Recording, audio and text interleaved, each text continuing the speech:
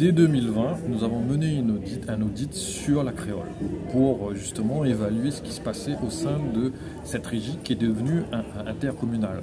Donc il y avait un certain nombre de faits qui avaient été ressortis et là la Chambre confirme ces faits et même des délits qui pourraient être qualifiés. Donc c'est pour ça que nous allons mandater un avocat pour voir s'il y a matière ou pas à porter plainte contre les abus qui ont eu lieu au sein de la créole ces dernières années pour que on puisse rééquilibrer la gestion, d'une part en stabilisant le fonctionnement de la société, ça c'est le point le plus important, et la Chambre aussi demande à ce que, au niveau des recettes, on fasse le nécessaire aussi.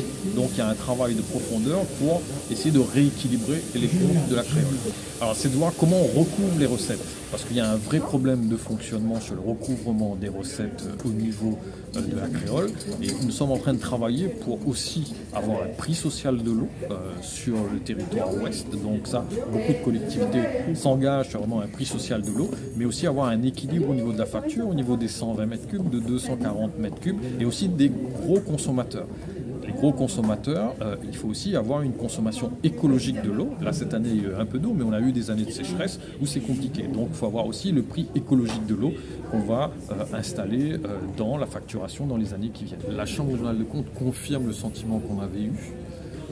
130 véhicules pour 170 employés, ce qui est énorme. Il y a eu des